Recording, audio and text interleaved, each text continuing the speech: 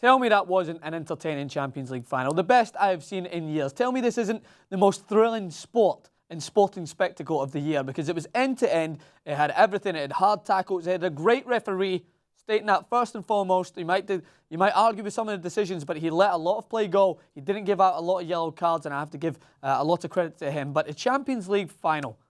Champions League, there's not been a more fitting winner, I would say, this season. They have been by far and away the best team in Europe this season. I did feel for Juventus. I do like rooting for an underdog. I wasn't exactly rooting for them because I'm a fan. I just wanted to see entertainment value. But Barcelona deserved it. They have been a fantastic team all season. I tweeted it out. They were mesmerising. Easily the best team to watch aesthetically going forward. And they tidied it up at the back. Luis Enrique did a fantastic job this season, and he deserves all the credit in the world for making this Barcelona team what they are. And not just with the talent they have from the front three, but at the back, as I mentioned there, they were just great. A really fantastic Barcelona team this season. So all credit to them. I'm not going to take anything away from them, but we have to talk about the Champions League final.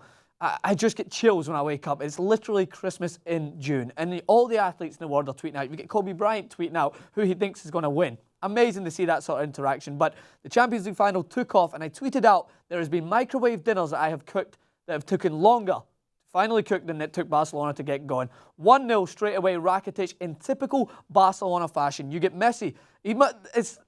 This is the advertising I need for my tactics video. I talked about how essential Barcelona would be, or how essential it would be to get more players in wide areas. Jordi Alba bombing down the left-hand side, takes Lichtsteiner out that 5 yards. That's all he needs, is to take Lichtsteiner away from his centre-back. The ball's pinged to Jordi Alba. He pings it inside to Neymar, who now has all the space in the world because Lichtsteiner's drawn out to the full-back. Slots it inside to Iniesta, as intricate as ever. Iniesta, just the master at finding those little threaded passes through into Rakitic, who scores the first goal. I mean, who wouldn't have Rakitic as #1 goal scorer? Said no one ever. No one expected him to get the first goal, but he does come up with these timely, clutch goals, as they say in the US. He did have a clutch finish in there, and all credit to him. I thought he's been a fantastic signing for Barcelona. He put them up 1-0, and at that point, I'm tweeting out, Juventus need to get out. They need to press high. They can't suffer the same fate as Bayern Munich and drop deep and not press Barcelona the way Barcelona do to teams. And it seemed like that was starting to change a little bit towards the end of the half. Buffon made some essential saves.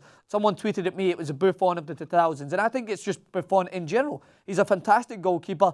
Age hasn't exactly taken away from his game. He's still got those crucial instincts. Maybe he's not as quick off his line as he used to be, but he still comes up fantastic in these big games, and I felt really sorry for him. We'll get on to who I felt sorry for more towards the end, we all know. But Buffon, a great performance from him. He kept the score within reaching distance for Juventus in the first half, and I think that taking that into consideration, Allegri probably used Buffon as a way to inspire his team in the second half, because he represented everything that Juventus should have represented from the get-go. They should have been fearless. I understand Barcelona are almost impossible to beat, but that slow start is what I think cost them in the end. But the second half, coming out from the second half, they gave a great account of themselves. This is the Juventus that we've seen throughout many games. Yes, they're great at holding the back line and keeping that structure of those banks of four, and Tevez working hard. But then they started to play with Tevez a little more. And I said that he wasn't in the game enough in the first half for me. And they needed someone in there to be instrumental, to hold the ball up, to cause some problems up there. They started to press higher. They started to hunt for the ball. My dad tweeted me saying, Vidal needs to be taken off because he's going to get sent off. No, you have to keep Vidal on because he's an animal at hunting the ball down. Yes, he gives away some sloppy fouls, but this referee took that into account. He understood the intensity of the game. Didn't want to send anyone off and make the game basically less of what it should have been, and that's keeping players who are competitive on the field. There wasn't a lot of dirty tackles. Maybe towards the end there was some lack of sportsmanship from both sides, whatever, but in the heat of the moment, both teams gave a great account of themselves, and Vidal hunting the ball, winning it, doing great, and then Marquisio with a moment of brilliance. Unbelievable back heel down the line to Lichtsteiner, plays it inside Tevez, finally wiggles some room, gets a shot away, great save from Ter Stegen, and it falls to the Spanish killer, Morata, who puts it into the back of the net. He loves to score against his old team, against the teams he's played against before in Spain. No problem scoring against Barcelona, and he wheels away in celebration this time rather than keeping it cool like he did against Real Madrid. And at that point, Juventus start to get some momentum. They press high. 5-10 minutes after that, they're winning balls, they're making tackles. You've got players in there who literally look, you could see it in their eyes, they thought they could win this game. And I was on board. I'm not a Juventus fan, as I said, but I was just on board for a team that shows that much heart throughout the competition to put up a great account of themselves against a team who are better on paper. So at that moment again is when I'm thinking, right, Juventus need a goal here, because if they get a goal, they grow in confidence again. And they had a couple of chances in there, some shots from distance, Marquisio testing the goalkeeper, but Barcelona always looked devastating when they were on the counter-attack. Our own TYT Sports Jason Rubin turned round to me in the bar we were watching it and said, that must be fucking petrifying when you see Messi, Neymar, Suarez, even Rakitic joining in, Dani Alves counter-attacking you at that speed. And it must have been, because that is what happened for the goal. Now we'll touch on the acclaimed penalty incident. So I watched it back 4 or 5 times. There is every case that could have been given. Dani Alves' hand is on Pogba's shoulder, pulls him down. Yes, he doesn't need much persuading to go down. He's a big guy. I think the referee might have taken that into account and thinking, all right, he's trying to play for this. There was contact there. It could have been given. I'm not going to vote either way. I just think that Dani Alves might have been a little lucky that the referee was reluctant to give fouls, was reluctant to give yellow cards, and I think that he got away with that one, because if it was any other referee, if it was a referee, I know I mention the Spanish referees all the time. There's a commentator out there that always mentions it.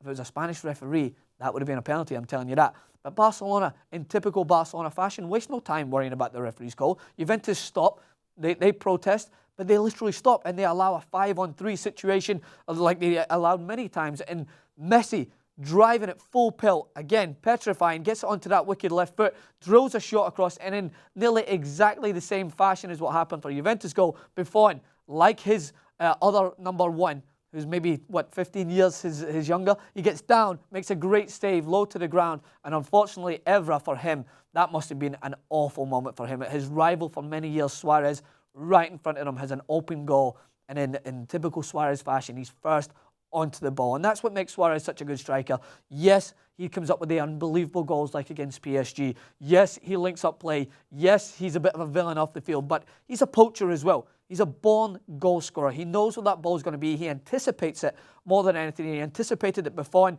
with the way that the shot was coming in, that he was going to push it out, and Suarez was right there. If you watched him, he made sure to be in that right place at the right time. It wasn't just lucky. Suarez anticipates that, puts it into the back of the net and wheels away. And in fitting fashion for Suarez, after what looked to have been a troublesome year with the whole World Cup situation, Uruguay, it's a fitting tribute to how he's bounced back.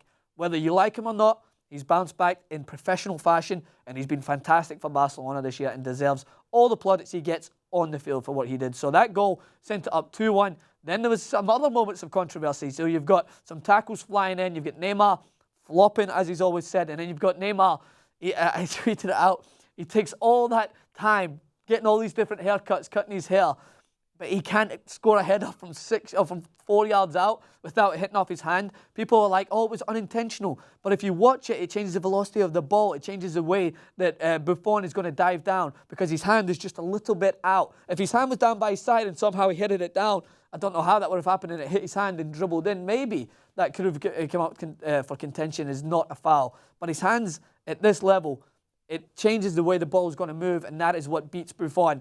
I think it was right to be disallowed. And I said it would have given Juventus a new lease of life if they upped the tempo, but they just didn't like they had enough in the tank. Bringing on Llorente, who's a similar striker to Morata. He's not got a lot of pace.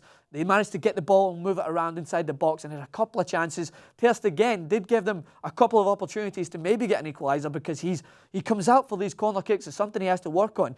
And he just flies for the ball and leaves his goal wide open. Pogba could have done better with the header. I thought Pogba was great, though, to be honest. I thought Pogba, Vidal, Marquisio, as have been all season, and Pirlo as well, of course, were fantastic. And they gave a great account of themselves. They were just outclassed by a better team. I did predict a 2-1 win. I was already ready to pick up my bookie slip from my dad, who I said should have put that bet on for me. But then Neymar had to spoil the party, did you? He's now scored in both legs of the quarterfinal, both legs in the semi-final, and scores in the final. What a season for him. You may dislike the way he flops a little too easy. I just respect the guy as a football player. I think he's fantastic. I think that when he drives at people, he's so composed, puts the ball low and hard into the back of the net and puts the game without doubt. 3-1. The game ends, and Barcelona, it has to be said, were the better team, deserved everything this year. I spoke about this. I feel as if I'm reiterating myself from the World Cup with Germany. They deserved it. They were the better team. And it's only right in the football world that you get a team like Barcelona, who have played this well all season, to lift that ultimate trophy and be European champions. And now that makes them the only team amongst the likes of Celtic. Yes, they did it. Bayern Munich, Manchester United to win the treble, including the Champions League twice. So that sets them apart from everyone else, and you can't argue they are just apart from everyone else at the moment. Thanks for watching. Make sure to subscribe to TYT Sports. Leave your comments in the section below. Tweet me at Francis_Maxwell. Don't cry. Obviously, I'm going to touch on the PLO thing later, but don't cry about there being an end to the European football. We'll be back here on TYT Sports. I'll be back here on TYT Sports talking about the Copa America. Looking forward to that, guys. Thanks, as always. Come back again.